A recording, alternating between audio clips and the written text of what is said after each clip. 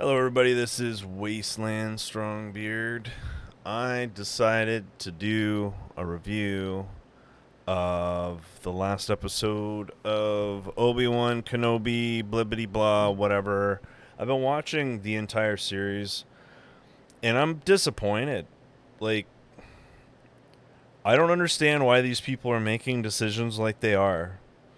It makes no sense to me. So, just in this episode, there's all this stuff that I was like, what WTF about? So, why is Obi-Wan not flying the freighter and using the Force?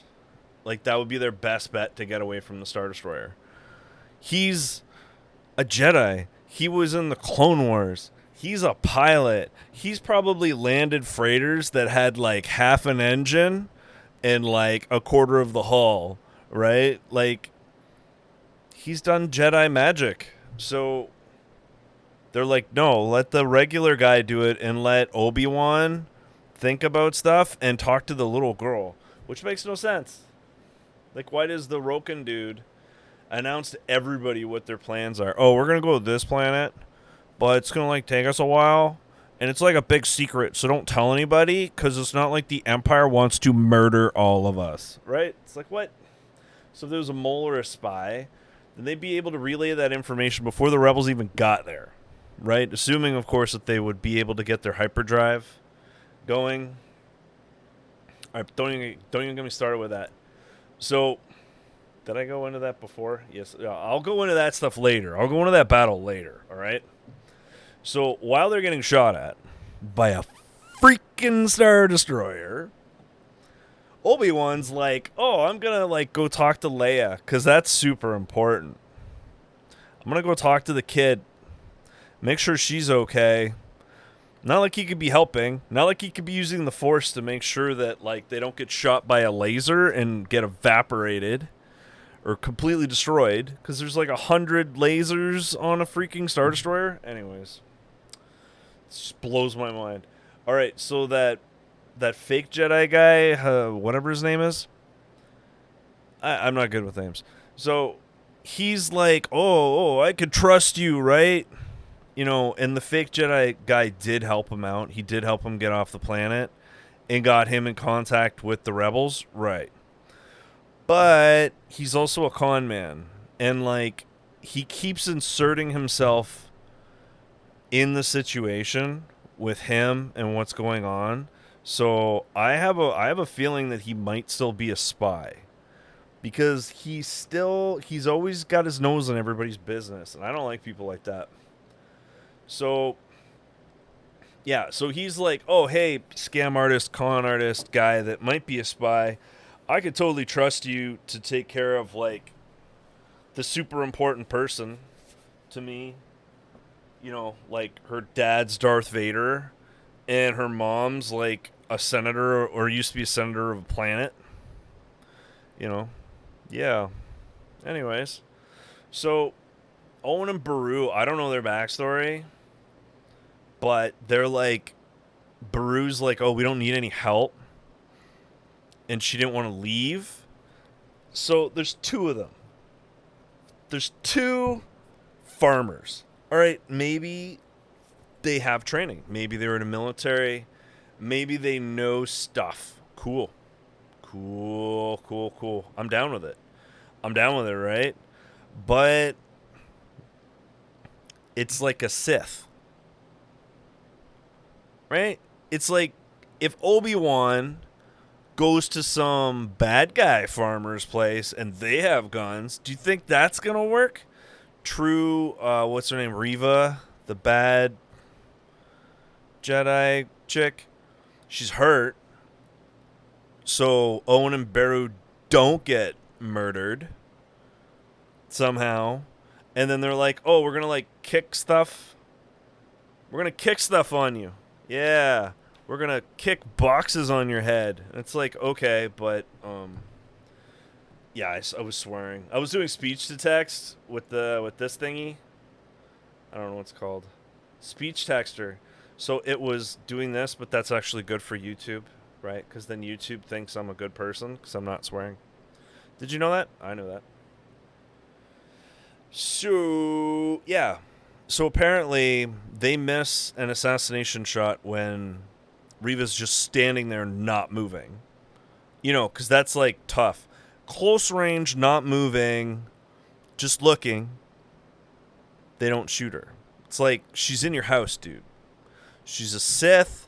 She's in your house to murder you. And they're like, oh, we should wait to fire. What? What? So they wait until she's like right next to them and then they shoot. Yeah, maybe they're afraid. Maybe their nerves are shot. You know, they didn't know this was going to happen. They didn't go out looking for this. They're farmers, right? So I get it. But then in the middle of it, they're like fighting like they've been trained. So maybe they had to warm up. I don't know. It just blows my mind. And so they have no help. They have no help. Nobody even knows that they're in trouble. So, yeah. And then Obi-Wan Kenobi, he's ready to sacrifice himself for a group of people, and everybody's crying.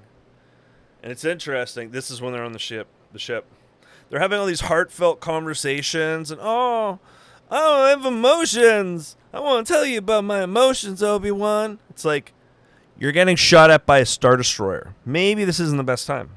Maybe it's the only time you have, but you know what? Let's just focus on not dying and living first, and then we'll talk, all right? Like, how do these people survive? How do they survive? I don't know. They're like, oh, I have a feeling, Obi-Wan. I'm sad. Yeah, we're going to be real sad in a minute when we're vaporized. All right, so this is I went on a rant about Star Destroyer. All right, so they're following a cargo ship, right? They're following a freighter. That's what that ship looks like to me. And the other one, I really did like how they had the first one as a decoy, and that whole scene, totally awesome. That scene, 10 out of 10. He stops the ship, then he rips it open. I was like, yeah! Like, that was an awesome scene, showing the true power of the Force. And then they snuck away, and I was so wound up to watch the last one. And then it's not good. It's not good. So yeah, they have a Star Destroyer, a big ship, following a smaller ship. Star Destroyers, I forget what their speed is. I used to run a tabletop RPG of Star Wars, but Star Destroyers are actually faster than you think they'd be. Because they're ginormous. They're a giant flying pyramid, right? So, you know, Illuminati. So, anyways, they're space Illuminatis and they're flying pyramid are blasting him with their magic lasers or whatever, but they can't hit him. They think they hit them once or twice. They have like 100 lasers on the front of that thing, like 100. So maybe Ben was like, "Oh, lasers can't hit us," right? But you don't see him doing that.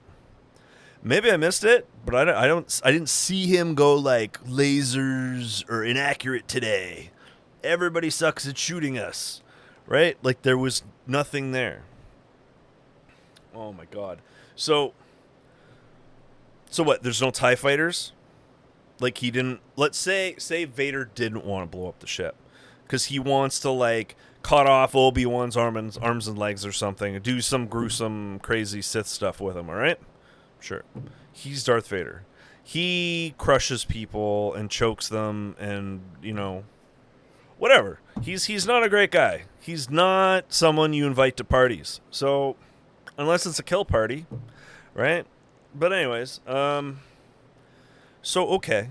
So Obi-Wan's like, oh, I'm going to be a martyr. I'm going to be the hero and martyr myself and fly away real fast in a little escape ship. Okay. So then they split ways. So what happens? The Star Destroyer follows the escape craft, which is probably faster than the Star Destroyer. And then they wait, and then he's like, oh, I'm going to take my Lambda craft and go down and meet up with Obi-Wan and do some, like, cowboy showdown stuff. But, like, the Star Destroyer could hold a Corellian Corvette-sized vessel, right? It's a pretty big vessel. Remember the beginning New Hope or whatever? Episode 4, the first one, or the first one that came out in our lives? Episode 4? Yeah. It swallowed up that Corellian Corvette in the beginning, the whatever it was called. I forget what it was called now. See, I'm not good with names. All the time. Anyways, so it has TIE fighters, it has bombers, it has interceptors, it has Lambda shuttles, it has, what else does it have? The shuttles, it could have just about anything. It could have, gunships, right? Also, the Star Destroyer has a ton of ion cannons. A ton of them. I don't remember how many. I looked it up earlier. It's a lot. Dozens of them. So they could have just shot the transport. Oh, and that's the other thing. They could have disabled the transport, grabbed it with the tractor beam, thrown it in the belly of the beast there, and then gone after Obi-Wan Kenobi. Like, it wasn't that far away. They could have had a bunch of gunboats, or what else has ion. See, I don't think the Empire had a lot of ion weapons in their stuff that back then. But, like, Ben isn't protecting the freighter at that point, so they could just go pew, pew, pew, pew, and shoot it with the ion guns, and then it's disabled. They grab it with the tractor beam. That's the other thing. They never use the tractor beam. They're following this freighter. They're, like, right behind it. Tractor beams, people. It's like they did nothing. Like, they have all these resources. They're like, we're gonna follow you and shoot at you, and hopefully we'll hit you. But apparently all the guys are having a bad day, and nobody can see anything. You know? Because they got hit like twice. So anyways, it's just, whoa. It just blows my mind. Blows my mind. That they didn't take other ships and be like, all right, just shoot at the engines. Just go smack right in the bum of that ship and get those engines down, and then we'll scoop it up, and then we'll go after Obi-Wan, because Vader's taking a shuttle anyways, right? So this Inquisitor guy, another issue, Inquisitor's telling Lord Vader what to do. He's like, oh, Lord Vader, we should be doing this. Yeah, so who's this guy? His little pet Inquisitor guy? Lord Vader, we need to do this and that. Excuse me, bitch? I run the ship. You could remind me that I said we needed to do it, but don't tell me what I need to do.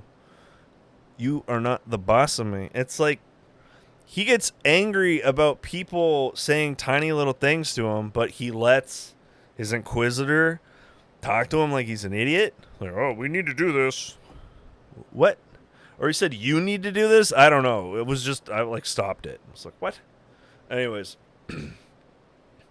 So yeah, it's like the dumbest pursuit I've seen in, I think, the entire Star Wars series. The whole time I'm like, what? What? What? It's just, I don't know who wrote this, but it's bad. And apparently it was, what's-her-face that's been the writer. She wrote some stuff in Mandalorian or whatever, but, like, I don't think she understands tactics. I don't think she understands, like, strategy or something. Or did she forget about the Clone Wars? In the Clone Wars, Anakin and Obi-Wan did some brilliant tactical stuff. Like, I know it's a cartoon, not everybody thinks it's cool or whatever, but they actually had some good tactics. They utilized their resources fairly well, overall, for a kid's show. And then we're watching this one, it's like, this is the latest one. This should be the latest and the best. And it makes no sense. Yeah, so Vader wants to battle Obi-Wan face-to-face. And he's like, oh, I'm still alive, Vader, or whatever, and they have a showdown. But it doesn't make any sense. So what, he's trying to save Obi-Wan so he can kill him? Because then what, he'll, like, drink his blood and gain his power or something? I don't know what the Sith do. Probably. And then Obi-Wan, who's been, like, all busted and grumpy and dumb, suddenly comes to life. The scene where he's throwing all those rocks at Vader, awesome. and Vader's using the Force as like a shield. That was really cool. I like that scene too. Like some of the special effects are amazing. The set design's amazing. The costumes are amazing. The acting's usually pretty good overall. I like most of the acting, but the writing doesn't make any sense on some of these things. Like people are like the decisions they makes no sense to me. Like you have a ship, a Star Destroyer, 46,000 people, and they can't shoot one ship and blow it up. It's like, what? Like, this isn't the Millennium Falcon. And even the Millennium Falcon wasn't that quick. That freighter's way less maneuverable than the Millennium Falcon. Like, that thing's like looks almost like a bulk freighter. Well, I guess for the scale, it'd be more or less the size of the Millennium Falcon. Yeah. Yeah, I guess. I don't know, it seems bigger. That's what she said. Anyways, so yeah, they got iron cannons. Blah. It's just frustrating me. Yeah, so from the fandom Wikipedia, Star Destroyers have 60 ion cannons, 2 dual heavy ion cannons. I think those are used for planetary siege, though. 10 tractor beams, 72 TIE fighters, 48 TIE interceptors for the Mathlete Challenge. That's over 100 fighters. 8 Lambda-class shuttles. That's Vader's shuttles. And they're pretty well armed. They are no slouch. And possibly a Corvette. You could fit a Corvette in there all day long. Yeah, so then Obi-Wan takes the little droid. I didn't understand that. I don't get that at all. That made no sense to me. What's the droid going to do? Does it have abilities that's going to help him, or he needs somebody to hug him goodnight, or it's a good luck toy? I don't get it. Oh, yeah, and then Owen's perimeter alarm was beeping when it was like 10 feet away. I'm like, really? That's all you could afford was a 10-foot perimeter defense? Like, it's better than nothing. But considering Jawas keep stealing your stuff, because that's what they do, you might want to have the perimeter alarm a little bit further out. You know, like the moisture evaporators and the farming equipment, because the Jawas just sneak in at night and steal everything. That's what they do. I don't understand why people don't shoot Jawas. Because if you just shoot the Jawas, then you don't have to keep replacing stuff. Yeah, it'd be good to have traders that trade stuff, but like, don't steal my stuff, dude. And then Ben's all like, oh, you stole my thing and now you're selling it back to me. Hilarious. Oh, you're so clever. It's like, dude, he stole your stuff. He stole it. He's ripping you off. And he's like, oh, I'm a Jedi. This is so funny. It's like, what? Maybe because he had, like, no guts to stand up to a Jawa. Like, that's how bad he was. That's how weak he was. He couldn't even stand up to a Jawa, I guess. So, yeah, more of me just ranting about the death or Star Destroyer. Blah. Yeah, and then it was like, well, maybe if the cargo ship was filled with, like, crazy awesome Jedis. I don't know. I don't get it. I don't get that whole pursuit scene. It makes no sense to me. They have 100 ships in that starter. Oh my god.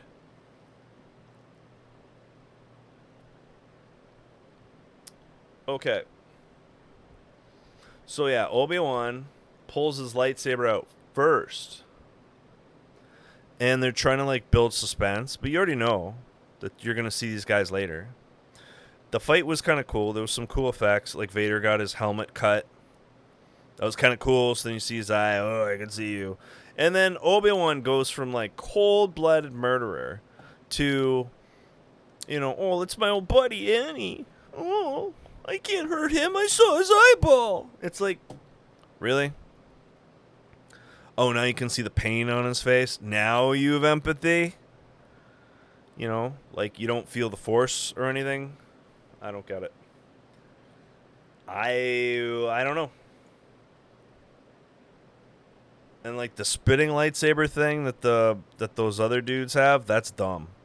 That's really dumb. Nobody would use that ever. Like that's supposed to be like what would you even use that for? Like are you cutting the grass or something, or you get your crops, you got them spinning around so you can just like drive the tractor real slow, be like a lawnmower, right? And the lightsaber blades would be like the blades of the lawnmower, boom boom boom boom boom boom boom, right? And then you just chop it all down. You know, well, it might burst into flames, but I don't get it. Like that would make it awkward. And then it's like, oh, the thing's kind of loose, or you know, it's clicking, and I don't know. It's just dumb. Dumb. And then and then what? Luke's there. He runs out. Oh yeah. Here it is. Yeah, so he's gonna run up and assassinate him. He's gonna assassinate Darth Vader, right? Like he was sneaking up behind him, and then he saw him at the last second, and then he's like, oh, he's gonna be like honorable and let Darth Vader get on his feet. He's not gonna kill him. It's like, dude, you were going to stab him in the back. And what, now that he sees you, you feel guilty? Like, really? Like, what kind of a person is that? Oh, I feel guilty now. Like, what? I don't know, man. It's like all these guilt trips that OB1 is, and they're like, oh, they're making each other guilty for stuff. Like, I get it. You know, picking old scabs and re-injuring each other.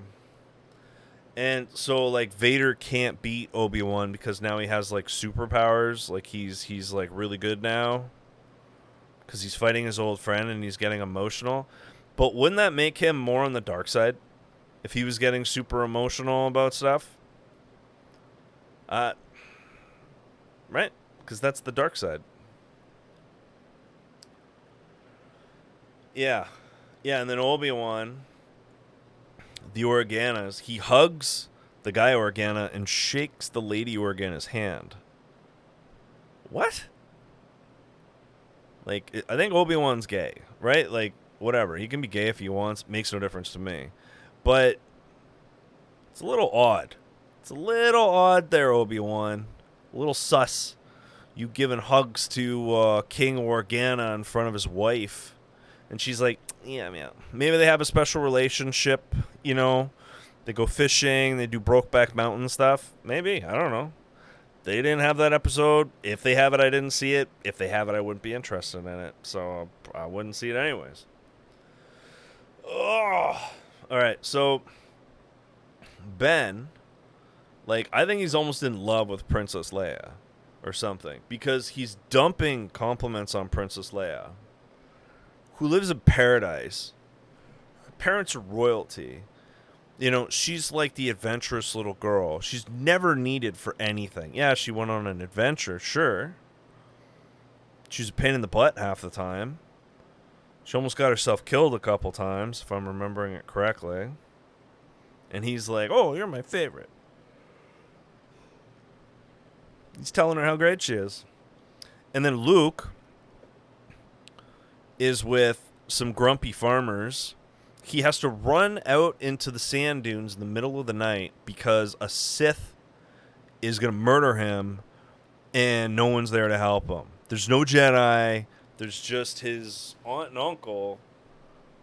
And that's really messed up. And they're like, oh, yeah, well, Luke will be okay. He's a boy. We don't need to protect him. It's like, what? I don't get it. Yeah, so Queen Organa... Oh, warrior. Yeah, so the queen seems kind of like a warrior archetype to me. King, warrior, magician, lover. Check it out. It's really useful. It splits people in 4 different archetypes, so it helped me a lot. It's actually one of the best personality things to do in the beginning before, you know, Myers-Briggs stuff. Anyways. Yeah, so Leah's allowed to wear a holster, which basically says that she's going to have a gun sometime. She's 10. She's 10. They're like, oh, yeah. be a good girl and we'll get you a gun. It's like, she's 10, man. She's a kid. And then Luke gets a little plastic toy of a whatever T-16, whatever it is. And then he's a little boy. It's like, oh, you're gonna fly this little model around. And then Leia's like, oh yeah, we're gonna get you a gun soon. Just don't shoot people, and it'll be great. See, I don't get this. I had expectations for Obi-Wan Kenobi. I did have expectations. They were ruined. Like, the writing makes no sense to me. The direction or the writing or both or whatever, right? Like, what actually happened didn't make sense to me. I don't know. Like, I could say that as a guy, it doesn't make sense to me because it was written by a woman. When George Lucas did it originally, it resonated with me a lot more. So maybe it's more of a perspective thing. So I understand it more. It's almost like the story is done from Leia's perspective in a lot of ways. I don't know. It just blows my mind what they did with this show. I don't even want to see season 2. I'm not interested. I don't care. I don't care about it. I'm probably going to cancel my Disney membership because it's not worth my time. I'm gonna watch the rest of the reruns of Futurama, and then I think I'm pretty much done because Futurama's hilarious. Anyways, guys and girls, I hope you have a great night. This is Wasteland Strongbeard signing off. Stay cool, people.